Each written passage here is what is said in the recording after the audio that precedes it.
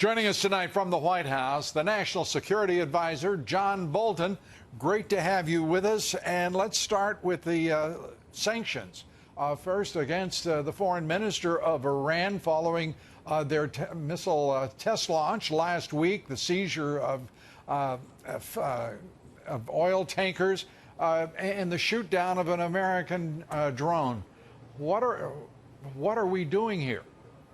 Well, the purpose is to demonstrate to the regime in Iran, which, after all, was designated by Ronald Reagan as a state sponsor of terror, right, that we regard his activities as sanctionable. We've frozen any assets he has in the United States. We've restricted his activities and those of people who do business with him. I think it's a very significant decision that the president made. We announced about a month ago we were going to do it. Now we're carrying through on it, and it sends a signal that we consider Javad Zarif, the foreign minister, an illegitimate spokesman for Iran. And Iran itself, its government, you consider illegitimate, do you not? Well, exactly. It is a state sponsor of terrorism. It is the world's central banker of terrorism, biggest financer, biggest armor, without any question. We've designated the Quds Force and the Islamic Revolutionary Guards Corps as terrorist organizations, and I think that shows we are concerned with more than just Iran's aspiration for nuclear weapons. And in that vein, our Pentagon reporter and producer have just confirmed the Washington Post story that the Trump administration has waived 5 nuclear-related sanctions against Iran after all of their aggressions. This is hard for me, at least, to square up immediately. Well, let me see what I can do. I think the idea here is we are watching those nuclear activities very, very closely. They remain under daily scrutiny.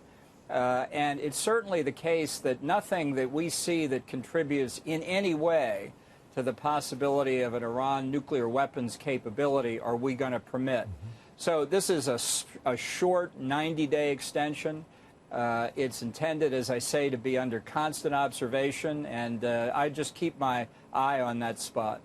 And I assume that you are the designated observer of that over that 90-day period.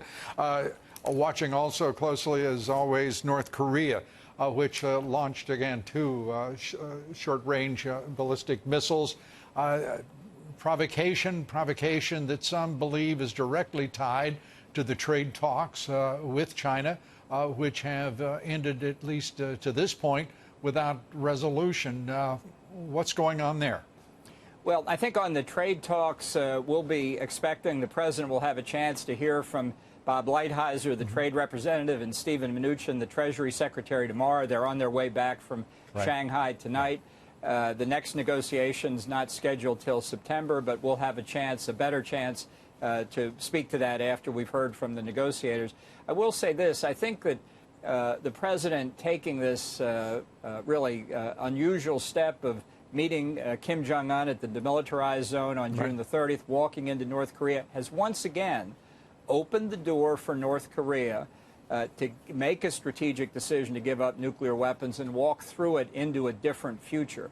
Now, the firing of these missiles don't violate the pledge that Kim Jong-un made to the president about intercontinental range ballistic missiles, but you have to ask if when the real diplomacy is going to begin, when the working level discussions on denuclearization will begin, as Kim Jong-un again said on June 30 he was prepared to do. We're still waiting to hear from North Korea.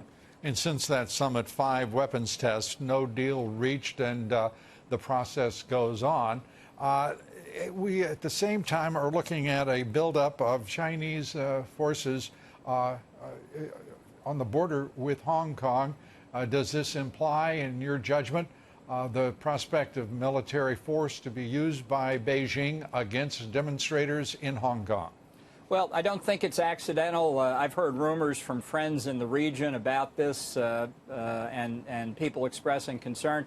I would just say I hope that people who remember what happened after Tiananmen Square in June of 1989 take that into account. I think China made a commitment in the joint Sino-British declaration to give Hong Kong 50 years of separate status after the handover. And, you know, if China doesn't honor its international commitments, it sends a signal for other possible commitments they might make in the future.